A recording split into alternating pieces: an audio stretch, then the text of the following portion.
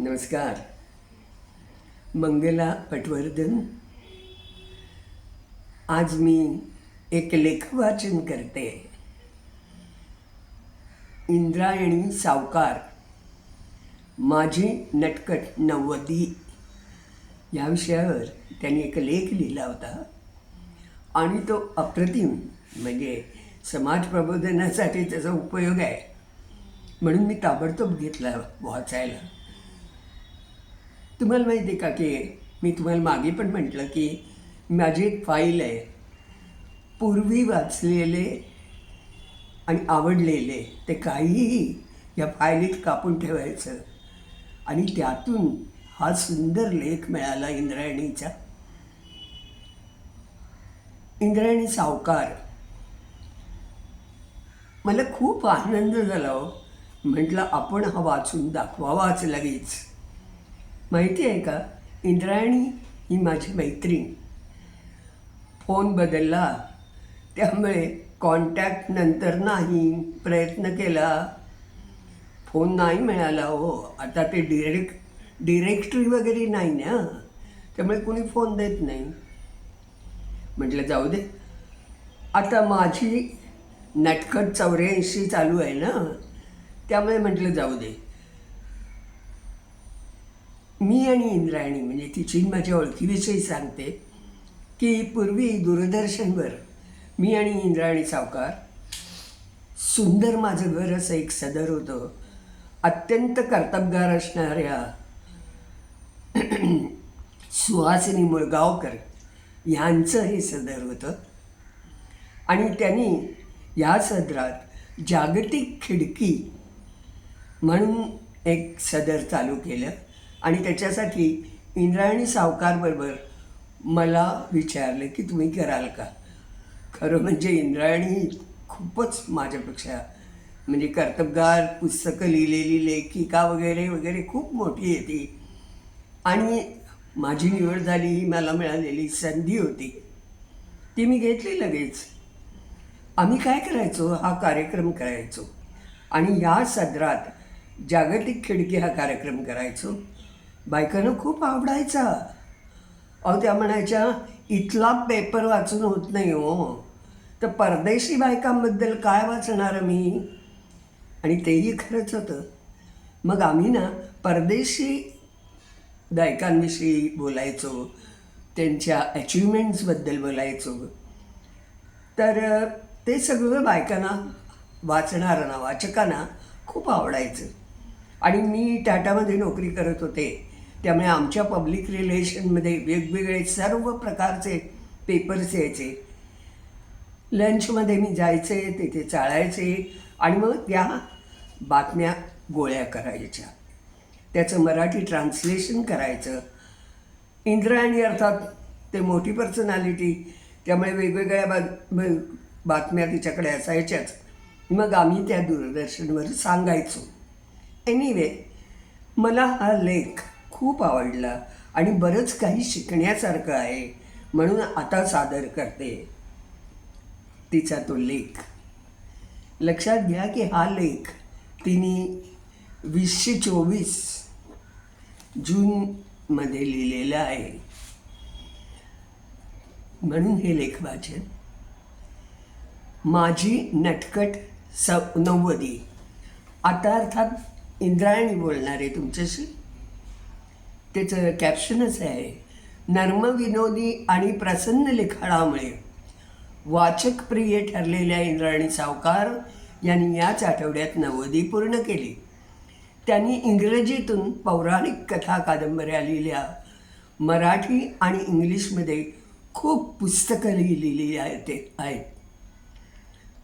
आणि इंग्रजीतून पौराणिक कथा कादंबऱ्या लिहिल्या आणि नवीन पिढीला पुराणकथांची ओळख करून दिली.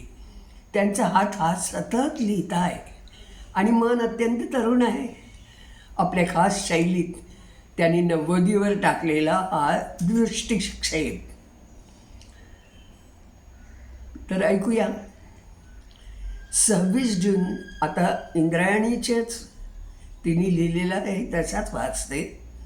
26 जून 2024 रोजी पहाटे 4:50 मी नव्वदीची झाले. सकाळी सकाळी एक चमचाभर खोबरेल तेल प्यायले.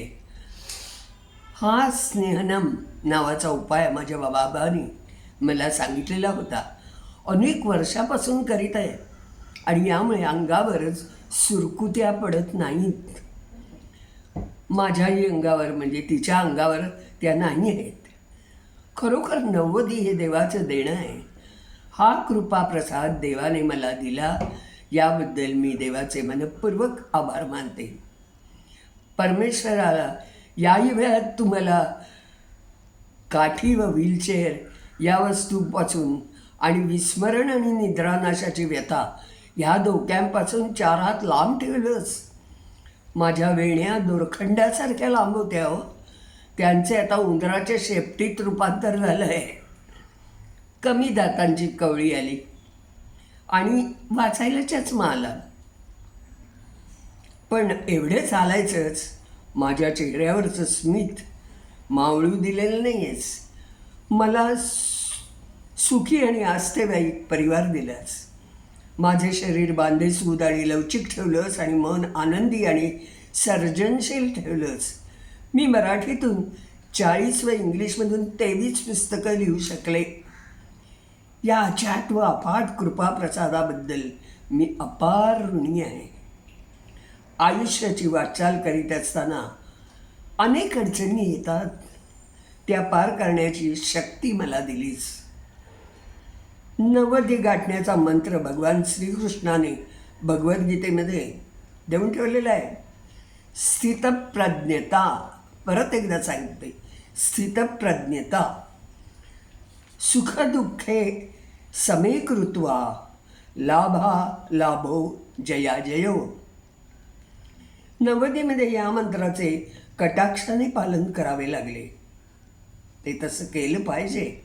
म्हणजे कोणीही टिंगलटवाळी केली, आपल्याबद्दल दुःशब्द काढले किंवा आपली कुचेष्टा केली तरी तिकडे संपूर्ण दुर्लक्ष करायचं. मनात राग धरायचा नाही आणि प्रशंसेनंही हावी व्हायचं नाही, चढून जायचं नाही. स्थितप्रज्ञतेबरोबरच मी आणखी काही गुणांची शिफारस करीन. सोशिकपणा, मनमिळावू स्वभाव, जनसंपर्क, ज्ञानप्रेम, विनोदबुद्धी आणि एक या अधिक व्यासंग. हा झाला मन बुलंद राखण्याचा फॉर्म्युला. मनाबरोबरच शरीराची बुलंदी राखण्यासाठी उठ बसावी. बैलासारखं एका जागी बसू नका.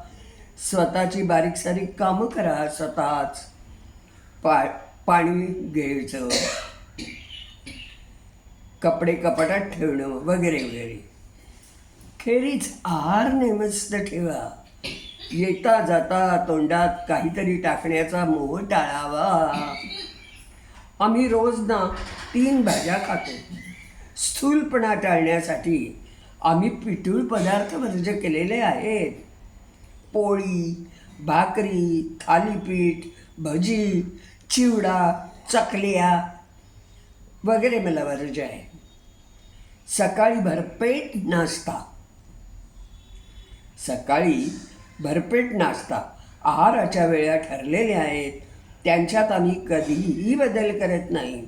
दुपारी फक्त रसम आणि रात्री 3 भाज्या आणि 1 छोटा फुलका असा माझा आहार आहे. मात्र जेवल्यानंतर एक छोटासा गोड पदार्थ खाते. मधुमेह असूनही या गोडाने शरीरातले इन्सुलिनचे प्रमाण वाढत नाही. कारण आहार बेताचा आहे. वाचल्याशिवाय करमत नाही. लिखाण तर आहेच. मराठी इंग्रजी असे आळीपाळीने लिखाण सुरूच असते. एक पुस्तक प्रकाशित केलं की झालं, दुसऱ्याचं काम लगेचच सुरू. हे पुस्तकही माझ्या मनात कुठून, कशी, केव्हा आणि का आली याचे उत्तर माझ्याकडे नाही. पण ती आली खरी. नव्वदी ही तारेवरची कसरत आहे. अनेक अवधाने सांभाळावी लागतात. रुचकर खाद्यवस्तूवर आडवा हात मारणं, सतत बाहेर जाणं येणं, मौज मजा करणं, गप्पा गोष्टी करणं वगैरे अनेक सामान्य गोष्टीवर असामान्य बंधने येतात. पण ही बंधने आवर्जून पाळावीत. ती आपल्या शरीरानंच आपल्यावर घातली आहेत. शरीर जो काही सल्ला देतो ना तर ऐकावं. नव्वदी सुखकर करण्यासाठी ते अतिशय महत्त्वाचं आहे. नव्वदीची झुळूक लागताच आपले शत्रू मित्रांचे समीकरण बदलते. हं, काही स्नेहांच्या शत्रूमध्ये परिवर्तन होतं. त्यांना आपल्याबद्दल असूया वाटायला लागते. विशेषतः त्यांना काही व्याधी झाल्या असतील तर किंवा उपचारांची गरज भासली असेल तर ते टोचरे प्रश्न विचारू लागतात. काय पचनक्रिया कशी काय, निदान अल्सर तरी, असे आशाभूत प्रश्न कानावर आदळतात.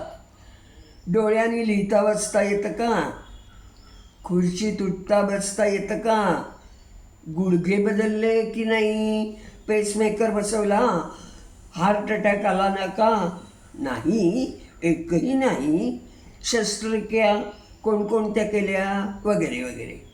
त्यांच्याकडे दुर्लक्ष करायचे. आपलं मन आनंदी ठेवण्यासाठी या स्नेहाना रामराम करणे गरजेचं आहे. यासाठीच शोषितपणाच्या गुणाची व विनोदबुद्धीची मी शिफारस केली आहे. रिकाम्या मनातनं सैतान घुसखोरी करतो, अशी एक इंग्रजी म्हण आहे. ही घुसखोरी टाळण्यासाठी आपलं मन सदा आणि कदा गुंतवून ठेवलं पाहिजे, आणि तेही सकारात्मक छंदामध्ये. त्यातही वाचन प्रमुख, टी व्हीवरही आनंदी विषयाच्या मालिका आणि बोलपट पाहणे आवश्यक आहे.